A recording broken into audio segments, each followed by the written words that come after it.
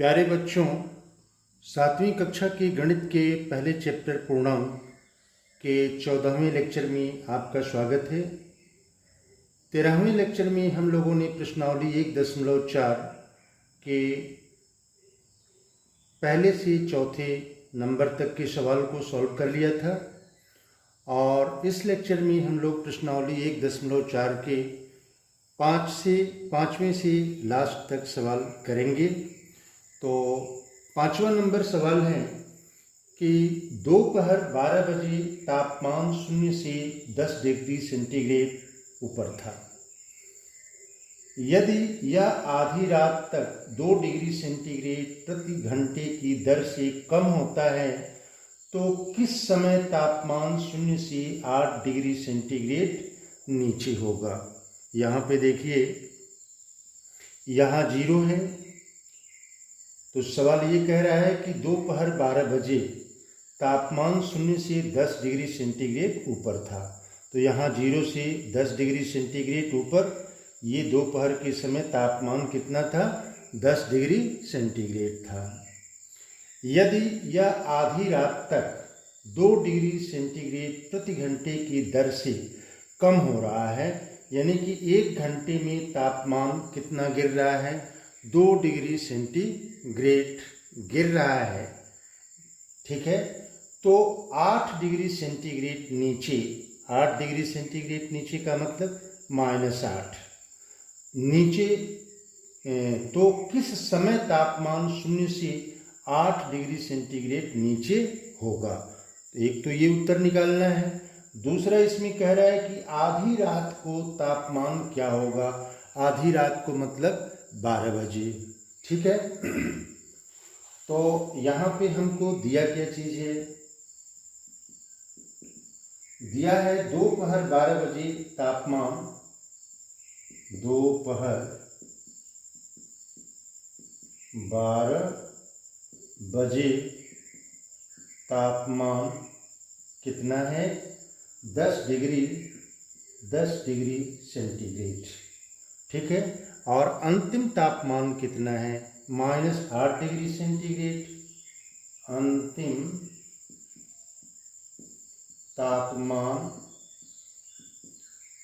तापमान बराबर -8 degree centigrade. अब तापमान में परिवर्तन कितना हुआ? अब अंतिम तापमान में से प्रारंभिक तापमान को क्या करें? घटा दें तो ये परिवर्तन हमें मालूम हो जाएगा। तो तापमान में कुल परिवर्तन, तापमान में कुल परिवर्तन अंतिम में से प्रारंभ को घटाएं तो अंतिम क्या है? -8 डिग्री सेंटीग्रेड में से 10 डिग्री सेंटीग्रेड घटा दें। अब यहाँ दोनों ऋणात्मक है तो यहाँ जुट जाएगा, तो -18 डिग्री सेंटीग्रेड हो जाएगा। ठीक है, अब इसमें सवाल ये दे रहा है कि 2 डिग्री सेंटीग्रेड प्रति घंटे की दर से यह ताप क्या हो रहा है? कम हो रहा है, यानी कि तापमान परिवर्तन की दर हमको दिया हुआ है -2 डिग्री सेंटीग्रेड। कम हो रहा है, कम का मतलब माइनस हो जाएगा। तो तापमान परिवर्तन की दर, तापमान परिवर्तन की दर बराबर कितना है? -2 डिग्री सेंटीग्रेड। ठीक है, अब हमें सवाल क्या निकालना है? प्रश्न उत्तर क्या हमको देना है कि किस समय तापमान 0 से 8 डिग्री सेंटीग्रेड नीचे होगा, यानी कि तापमान परिवर्तन में लगा समय। ठीक है, तो तापमान, इसलिए तापमान परिवर्तन में लगा समय। ठीक है, समय इसको ज्ञात करने के लिए यहाँ पे देखिए ये कितना है, तापमान में कुल परिवर्तन कितना हुआ है, -18 डिग्री सेंटीग्रेड, और इसकी दर कितनी है, -2 डिग्री सेंटीग्रेड, यानी कि 1 घंटे में ये 2 डिग्री सेंटीग्रेड कम हो रहा है। तो अब ये -2 इस -18 में कितनी बार सम्मिलित होगा, तो जितनी बार सम्मिलित होगा वो उतने घंटे समय लगेंगे।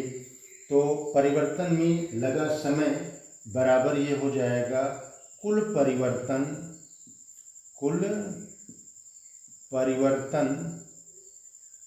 भागे परिवर्तन की दर,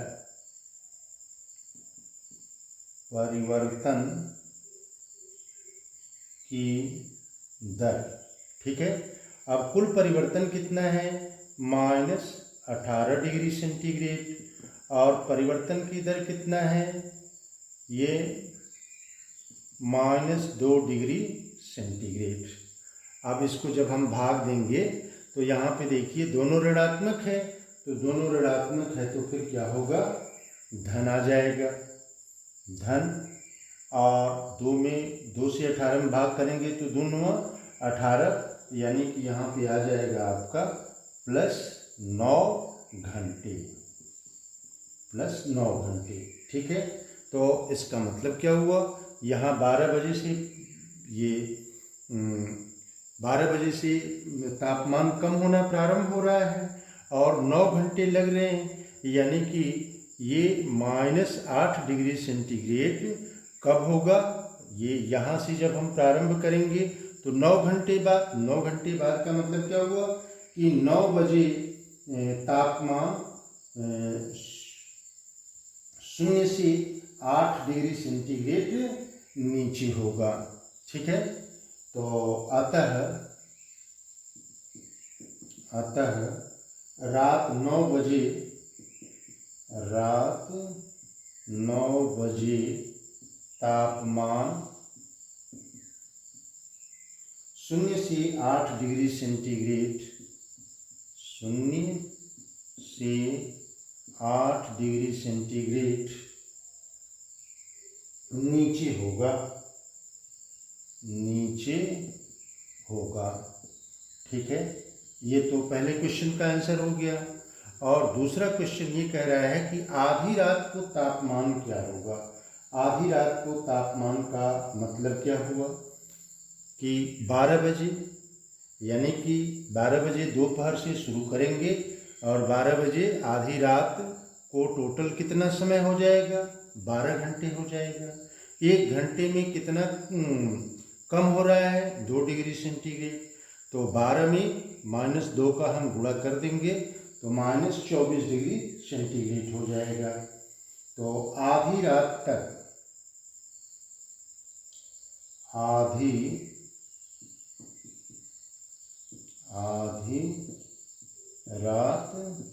तक यानी कि 12 घंटे में तापमान में परिवर्तन, 12 घंटे में तापमान में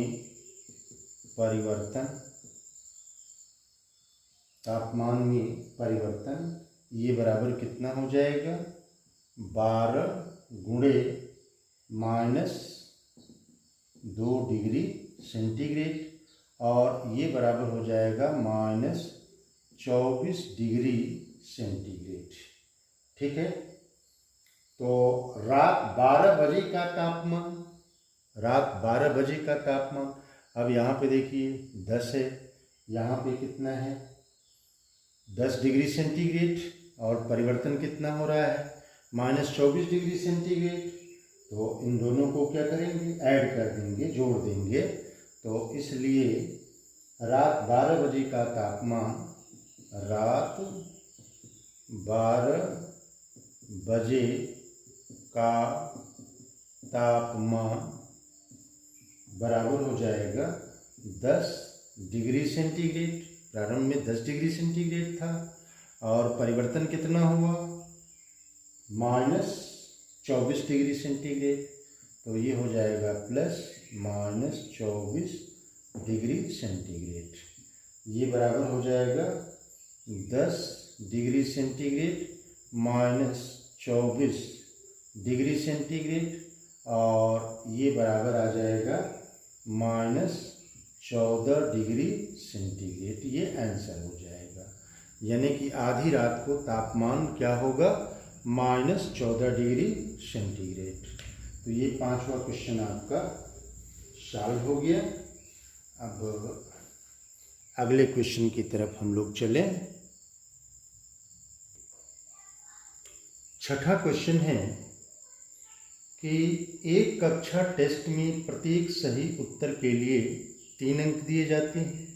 अगर सवाल सही है तो 3 अंक मिलता है, और प्रत्येक गलत उत्तर के लिए -2 अंक दिए जाते हैं, और अगर गलत है तो -2 अंक मिलता है। ठीक है। और अगर कोई भी सवाल नहीं किया जाता है तो उस पर कोई अंक नहीं मिलता है। ठीक है, कोई अंक नहीं मिलता है। अब और किसी प्रश्न को हल करने का प्रयत्न नहीं करने पर कोई अंक नहीं दिया जाता है। अब इसमें पहला सवाल है कि राधिका ने 20 अंक प्राप्त किए। ठीक है, टोटल राधिका ने टेस्ट में कितने अंक प्राप्त किए, 20 अंक प्राप्त किए। यदि उसके 12 उत्तर सही पाए जाते हैं, भाई उसने कुछ सवाल सही किया होगा, कुछ सवाल गलत किया होगा, तो कितने प्रश्न गलत किए हैं ये हमसे सवाल पूछा जा रहा है। ठीक है, तो 12 उत्तर उसके सही पाए जाते हैं, तो 12 उत्तर सही पाए जाते हैं, इसका मतलब क्या हुआ, एक उत्तर पर धन 3 अंक मिल रहा है, तो 12 उत्तर पर कितना हो जाएगा, 12 गुणे 3, यानी कि उसको 36 अंक मिल जाएंगे। ठीक है, 36 अंक मिल जाएंगे। अब गलत टोटल उसको अंक कितना मिल रहा है, 20, तो सही वाला अंक को 20 में से हम क्या करेंगे, 20 में से घटा देंगे, 20 में से 36 को घटा देंगे, तो फिर ये कितना मिल जाएगा, यहाँ पे 6 हो जाएगा, एक -16 अंक मिलेगा उसको गलत प्रश्नों पर। तो एक प्रश्न के लिए -2 अंक है, -2 अंक मिलता है उसको एक प्रश्न पर। तो इतने अंक अगर हैं तो फिर कितने उसके गलत होंगे, यानी कि यह -2 को अगर -16 से हम क्या करें, -16 में अगर भाग दे दें, यानी कि -2 इस -16 में कितनी बार सम्मिलित हो जाएगा, सम्मिलित होगा तो ये हमारा क्या होगा, क्वेश्चन निकल जाएगा कि कितने उसके गलत हैं। तो यहाँ पे -2 से हम क्या करेंगे, -2 से भाग कर देंगे और ये आ जाएगा 8, यानी कि 8 प्रश्न उसके क्या होंगे, गलत होंगे। तो अब इसको हम कैसे अपने नोटबुक में लिखेंगे कि अब हमको दिया हुआ है कि प्रत्येक सही उत्तर के लिए प्राप्त अंक, प्रत्येक सही उत्तर के लिए प्राप्त अंक, ये बराबर कितना है, +3 अंक दिया हुआ है। ठीक है, और प्रत्येक गलत उत्तर के लिए प्राप्त अंक, प्रत्येक गलत उत्तर के लिए प्राप्त अंक, ये बराबर कितना है, -2 अंक दिया हुआ है। ठीक है, अब राधिका ने 12 प्रश्न सही कर रही है, तो 12 प्रश्न सही करने पर उसे कितने अंक मिलेंगे, तो 12 सही उत्तरों के लिए, 12 सही उत्तरों के लिए प्राप्त अंक, एक अंक पर 3, तो 12 पर कितना होगा, 12 3 36, यानी कि हो जाएगा 12 गुणे 3, ये बराबर 36 अंक हो जाएगा। ठीक है, अब टोटल में से 36 को हम घटा दें टोटल उसे कितना मिल रहा है? 20 अंक। तो गलत प्रश्नों पर कितना अंक मिला ये हमको पता चल जाएगा। तो इसलिए गलत उत्तरों के लिए प्राप्त अंक, गलत उत्तरों के लिए प्राप्त अंक, गलत उत्तरों के लिए प्राप्त अंक बराबर कुल अंक माइनस सही उत्तरों के प्राप्तांक, सही उत्तरों के प्राप्तांक। ठीक है, सही उत्तरों के प्राप्तांक। तो कुल अंक कितना है? 20 और सही उत्तरों के प्राप्तांक 36 और इसको घटाएंगे तो फिर ये कितना हो जाएगा? -16 अंक हो जाएगा।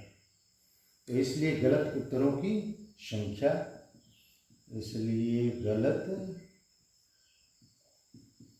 उत्तरों की संख्या बराबर कितना हो जाएगा?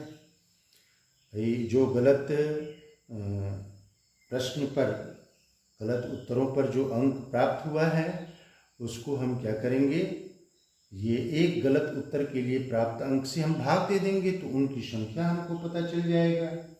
तो ये बराबर हो जाएगा -16 भागे -2। अब यहाँ देखिए समान चिन्ह है तो ये धनात्मक हो जाएगा और 2 से 16 में भाग करेंगे तो 2 8 16, 8 आ जाएगा। ठीक है ना, यानी कि 8 अंक उसको, नहीं संख्या है ना, यानी कि उसकी गलत प्रश्नों की संख्या कितनी हो जाएगी? 8 हो जाएगी। ये आंसर हो जाएगा।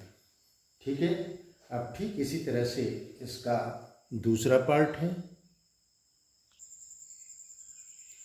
इसका दूसरा पार्ट, मोहिनी टेस्ट में -5 अंक प्राप्त करती है, यानी कि कुल अंक इसका कितना है? -5 है, जबकि उसके 7 उत्तर सही पाए जाते हैं।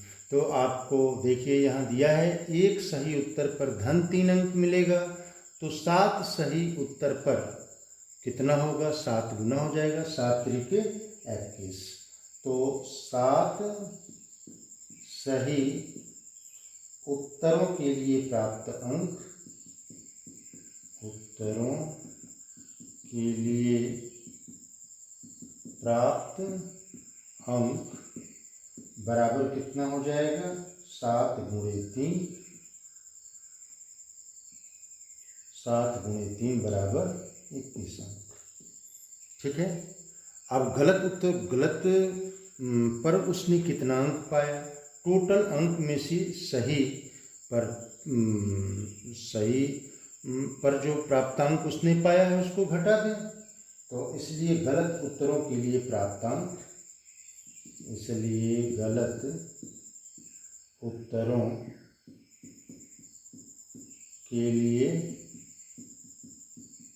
प्राप्तांक बराबर कितना हो जाएगा? -5 में से 21 को घटा दें, ये बराबर -26 अंक हो जाएंगे। ठीक है, अब गलत प्रश्नों की संख्या कितनी है? तो एक पर कितना अंक है? -2। अब ये -2 इसमें कितनी बार सम्मिलित होगा? -2 से भाग दे दे तो फिर हमको गलत उत्तरों की संख्या मिल जाएगी। तो इसलिए गलत उत्तरों की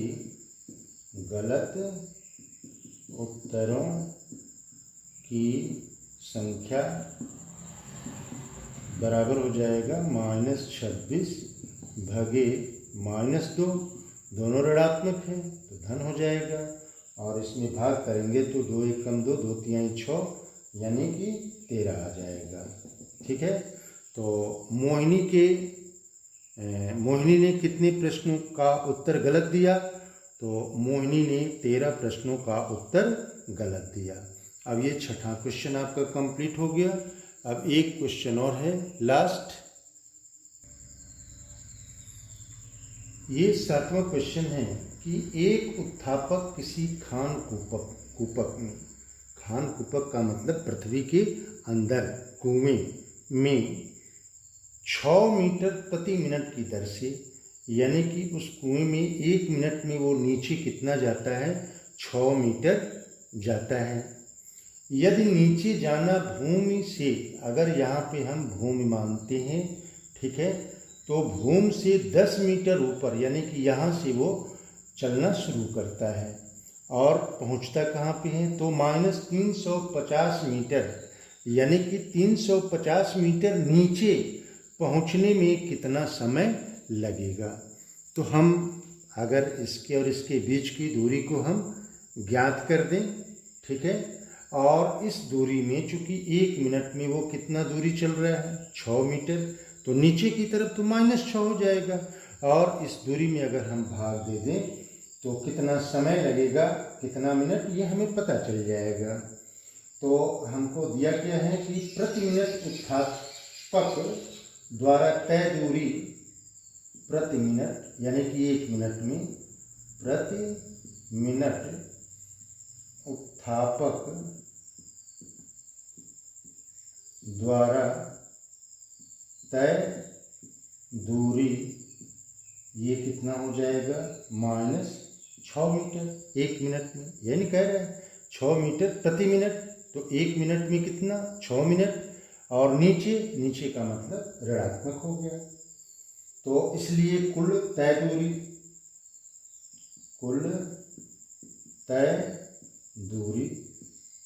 अब यहाँ पे जहाँ पे पहुँचा है वो कितना है, -350, और ये कितना है,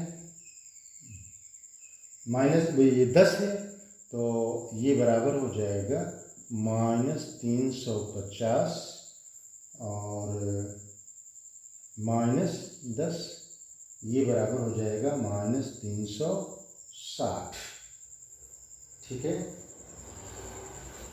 -360 मीटर हो जाएगा। अब समय कितना लगा, यानी कि यहाँ से यहाँ तक पहुँचने में, तो समय बराबर कितना हो जाएगा, समय बराबर हो जाएगा ये टोटल, यानी कि कुल तय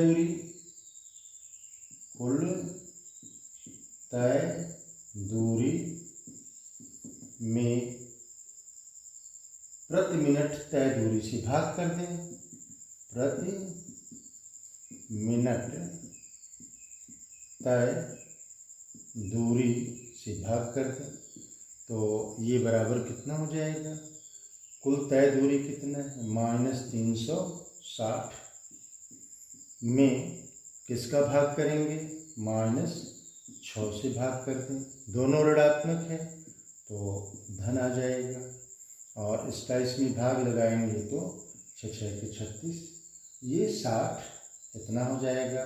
तो ये किस में होगा, मिनट में होगा, और इस मिनट को अगर हम घंटा में चेंज करें, हम जानते हैं 1 घंटा बराबर 60 मिनट होता है, तो ये हो जाएगा 1 घंटा, ठीक है।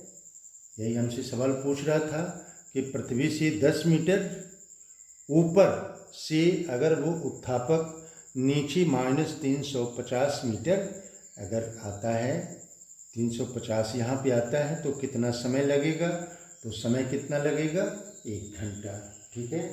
तो ये प्रश्नावली खत्म हो गई, और इसी के साथ ये पूरा चैप्टर, जो पहला चैप्टर था, ये भी समाप्त हो गया।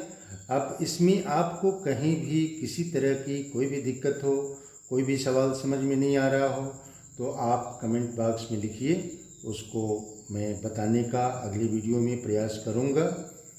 और ये वीडियो हमारा कैसा लगा, इसे कमेंट बॉक्स में ज़रूर लिखिएगा, और इस वीडियो को लाइक कीजिए, शेयर कीजिए, सब्सक्राइब कीजिए, ताकि और भी लोग इसका अधिक से अधिक लाभ उठा सकें। Best of luck.